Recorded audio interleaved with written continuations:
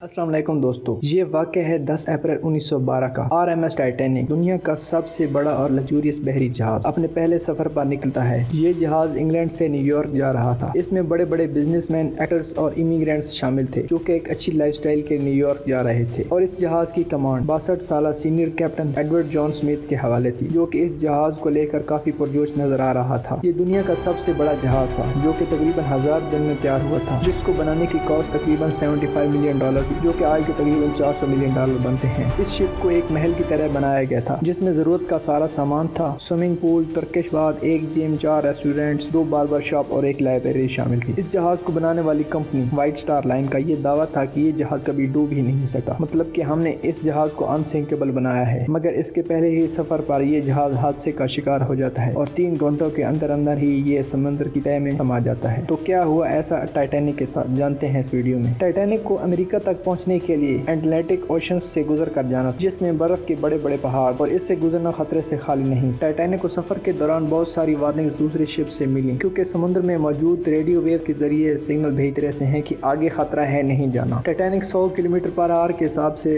इन बर्फ के पहाड़ों से गुजरता रहा। 14 अप्रैल 1914 को इनको 7 वार्निंग मिली, फिर भी ये अपनी स्पीड कम नहीं करते। शाम हो जाती है और टेम्परेचर में अच्छी खासी कमी आ जाती है और इस रात चांद भी बाहर नहीं आया था, तो दूर तक देखना मुमकिन नहीं था कि आगे क्या आ रहा है। कुछ अमला जहाज के सामने वाली चीजों पर नजर रखे हुए था, तो वो देखते हैं कि सामने एक बर्फ का पहाड़ है। वो जल्दी से घंटी बजाते हैं और बताते हैं कि आगे पहाड़ है। फर्स्ट ऑफिसर विलियम अपनी क्रू को जहाज को लेफ्ट सिमत में मोड़ने का कहते हैं, मगर इस वक्त बहुत देर हो चुकी थी और जहाज बर्फ के पहाड़ से टकरा जाता है। ये आइसबर्ग कोई छोटा मोटा आइसबर्ग नहीं था, ये एक फुटबॉल ग्राउंड जितना बड़ा था। जहाज का टकराव शिप की राइट साइड बो की तरफ हुआ। बो जहाज का फ्रंट हिस्सा होता है और नीचे वाला हिस्सा कील कहलाता है। तकरीबन 10 सेकंड टाइटैनिक बर्फीले पहाड़ के साथ सरकता चला गया और इस पर बहुत सारे डेंट पड़ गए, जो कि टाइटैनिक जैसे बड़े जहाज को सतह जमीन तक पहुंचाने के लिए काफी। ये बर्फ का पहाड़ कोई आम बर्फ नहीं थी। एक आम बर्फ मेटल को नहीं काट सकी, मगर एक बर्फ का पहाड़ काफी होता है और ये बहुत पुराने और सख्त पहाड़ थे, जिसकी वजह से जहाज में डेंट पड़ गए। जहाज का कैप्टन जल्दी से जाके देखता है कि जहाज को कितना नुकसान हुआ है। जब वो देखता है तो कहता है कि ये जहाज तो डूब जाएगा। इन्हें तो लगता था कि ये जहाज अनसिंकेबल है, कभी डूब ही नहीं सकता, क्योंकि इसमें सेफ्टी फीचर्स बहुत कमाल के थे, जैसा कि डबल बॉटम हल जहाज की बॉडी को कहा जाता है। मतलब ये कि इसमें 2 लेयर्स लगी थी, अगर एक टूट भी जाए तो दूसरी लेयर बचा लेगी। और दूसरा ये कि शिप में अलग अलग वाटर टाइट कंपार्टमेंट्स बनाए गए थे, जिनकी तादाद 16। अगर इन 16 में से 4 भर भी जाएं तो जहाज को कुछ नहीं होगा, जहाज तैरता रहेगा। मगर आइसबर्ग से टकराव जहाज की एक साइड से हुआ, जिसमें सिर्फ एक ही तह थी। डबल बॉटम हल का कुछ फायदा नहीं हुआ। और दूसरा ये कि ये टकराव इतना बड़ा था कि 6 वाटर टाइट कंपार्टमेंट्स पहले ही ब्रीच हो गए, जबकि लिमिट सिर्फ 4 तक की थी। इसका मतलब ये है कि इस अनसिंकेबल जहाज को डूबने से कोई बचा नहीं सकता। टकराव के 20 मिनट बाद 12 बजे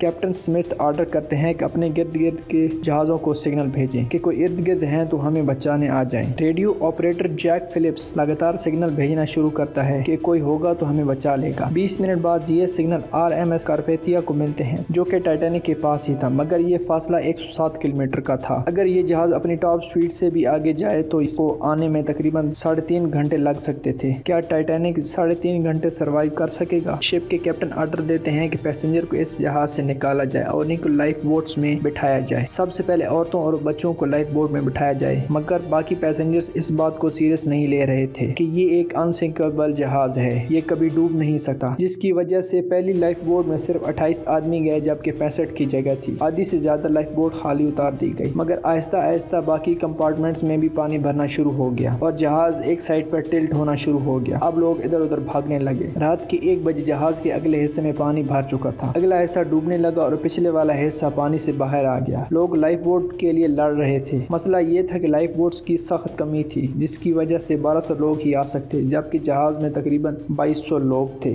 रात के 2:05 पर आखिरी लाइफ बोट पानी में उतार दी गई, जबकि जहाज में 1500 लोग मौजूद थे। कुछ लोगों ने अपनी जगह लाइफ बोट में बना ली, कुछ लोगों ने अपनी किस्मत में लिखा मान लिया और जहाज में ही रह गए। जहाज 2:20 पर 2 हिस्सों में टूट गया और आहिस्ता आहिस्ता पानी में डूबना शुरू हो गया। सिर्फ 3 घंटे लगे इस कभी ना डूबने वाले जहाज को पानी में डूबने में, क्योंकि 1500 लोग जहाज में रह गए थे। या तो वो जहाज के साथ डूब गए और जिन्होंने पानी में छलांग लगा दी थी वो ठंडे पानी की वजह से मार गए। पानी का टेम्परेचर -2 डिग्री सेंटीग्रेड था, जिसमें इंसान की 30 मिनट के अंदर अंदर हाइपोथर्मिया की वजह से मौत हो जाती। कहा जाता है कैप्टन स्मिथ आखिरी वक्त तक व्हील पर टिक लेके रहे और वहीं इनकी मौत हो गई। RMS कार्पेथिया जहाज तकरीबन 3:30 पर पहुंचता है टाइटैनिक के पैसेंजर्स को बचाने के लिए, जो कि तकरीबन 1 घंटा लेट हो गया है। ये जहाज इन 705 लोगों को बचा लेता है जो पहले लाइफ बोट में निकल गए थे। ये जहाज उन सब की जिंदगी बचाने में कामयाब हो जाता है और जो मर गए उनके डेड बॉडीज पानी पर तैर रही थी। आइए बात करते हैं कुछ गलतियों की। सबसे पहली गलती इनसफिशिएंट बोट्स की थी। उन्होंने